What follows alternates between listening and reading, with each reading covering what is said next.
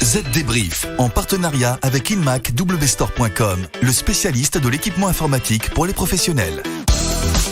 Bonjour à tous, nous sommes de retour pour un nouveau Z-Débrief, votre podcast de la transformation numérique que vous écoutez chaque semaine. À mes côtés, comme toujours, Estelle, bonjour. Bonjour David, bonjour à tous. Prête pour cette édition? Parfait.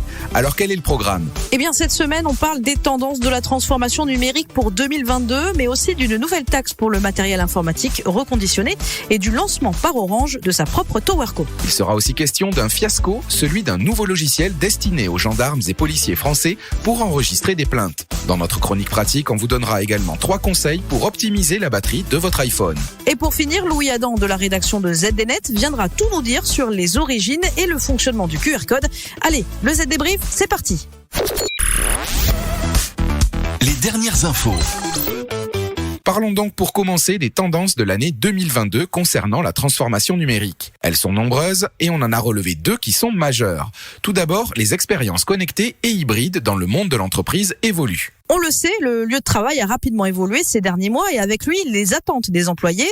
L'utilisation des plateformes de collaboration à distance accompagne le télétravail de manière très importante et elles prennent de plus en plus de place dans le quotidien des entreprises. L'idée maîtresse, c'est de faciliter l'utilisation de ces plateformes de collaboration et pour cela, les responsables métiers vont devenir les partenaires indispensables des DSI. Certes, pour leur faire part de la manière dont ces plateformes sont utilisées au quotidien, mais aussi pour prendre en charge une partie des opérations. La raison, les équipes informatiques sont depuis le début de la pandémie sous très haute pression. Concernant la sécurité informatique maintenant, incontournable aujourd'hui, elle le sera encore plus demain, car les organisations réalisent de plus en plus que la sécurité de leurs applications et de leurs processus dépend des blocs logiciels sous-jacents sur lesquels elle est construite. Ces blocs, ce sont des API. Ces interfaces de programmation d'applications vont devenir les vecteurs d'attaque préférés des pirates informatiques. Ce type d'attaque leur permettra de s'introduire dans les logiciels d'entreprise qui utilisent ces API et de s'attaquer aux données qui y transitent. Au risque de ralentir la productivité et l'innovation pour un temps, mais mieux vaut être prudent et se pencher sur la sécurité des API. Parlons maintenant de la nouvelle redevance sur la copie privée qui va désormais s'appliquer sur les produits électroniques reconditionnés. Elle vient d'être votée au Sénat et fait pas mal de bruit. Oui, parce qu'elle a pour objectif de réduire l'empreinte environnementale numérique en France, mais on voit que dans les faits, elle est surtout là pour rétribuer les acteurs du monde de la culture. Une redevance qui va forcément avoir des effets sur le prix des appareils reconditionnés. Leur prix devrait en moyenne augmenter de 60%. Et au profit de qui ? De la concurrence étrangère évidemment, qui elle ne va pas hésiter à récupérer des parts de marché en cassant les prix sur le secteur des produits d'occasion. Seule l'autre consolation dans cette affaire, les acteurs de l'économie sociale et solidaire vont être exonérés de cette taxe, mais quand on sait que cela concerne 2 à 3% des appareils vendus, c'est une bien maigre consolation pour le secteur. Parlons maintenant de la toute nouvelle TowerCo d'Orange. Une TowerCo, c'est une Tower Company, c'est-à-dire une entreprise dont l'activité est de louer aux opérateurs télécoms des antennes pour faire fonctionner leur réseau. Baptisée Totem, cette filiale d'Orange gère 26 000 sites mobiles détenus par l'opérateur en France et en Espagne. Un moyen pour l'opérateur historique français de renforcer sa position dans les métiers de gestionnaire et d'opérateur d'infrastructures mobiles passives, mais aussi de bénéficier de nouveaux relais de croissance. Orange souhaite en effet valoriser son parc d'infrastructures mobiles tout en conservant la maîtrise technologique de ses réseaux. L'idée, c'est de tisser des partenariats avec d'autres opérateurs, alors que jusqu'à présent, c'était plus difficile puisque le parc immobilier était sous le contrôle direct d'Orange. Totem a effectivement l'ambition de proposer des offres de mutualisation de ces infrastructures mobiles aux autres opérateurs, mais aussi de commercialiser des solutions de couverture pour mieux connecter les environnements denses et les environnements clos. Tout un programme que nous suivrons dans le Z-Débrief. Pariez sur la modernité avec le Lenovo ThinkBook 14S Yoga. Choisissez la flexibilité sans la complexité avec cet ordinateur portable 2 en 1. Léger, mince et puissant, il offre une grande facilité d'utilisation grâce à ses 4 modes de travail. Portable, tablette, tente ou présentation. Polyvalent et épuré, c'est le compagnon de travail indispensable. Découvrez les Lenovo ThinkBook chez InmacWstore. Le chiffre marché. 11 600 000 euros partis en fumée avec vos impôts. Oui, le chiffre de la semaine concerne les pertes dues à l'abandon d'un projet de logiciel qui devait permettre aux policiers et gendarmes français d'enregistrer des plaintes. 5 ans de travail et un gros paquet d'argent public mis à la poubelle en raison de l'abandon de ce projet baptisé Scribe. Le projet avait pourtant bien commencé. Il devait faciliter le travail administratif des forces de l'ordre dès 2021. Eh bien non, la société de services Capgemini n'y est pas arrivée. Et ce, bien qu'un logiciel expérimental ait été déployé dans 2 services depuis 2018. La question qui se pose alors, c'est pourquoi ? Eh bien notamment en raison de retard et du départ d'une partie de l'équipe à l'origine de l'élaboration de Scribe, sans parler d'un réel souci d'infrastructure. Un fiasco qui aurait pu être évité puisque la direction interministérielle du numérique avait depuis longtemps noté une sous-évaluation du planning de réalisation du logiciel source et averti d'un possible décalage calendaire et budgétaire. Le projet était d'autant plus mal engagé que les retours d'expérience des premiers utilisateurs n'avaient pas été pris en compte. Ça peut toujours être utile. On vous donne donc cette semaine 3 conseils pour optimiser la batterie de votre iPhone. Et qui de mieux que le spécialiste de la marque à la pomme pour tout expliquer ?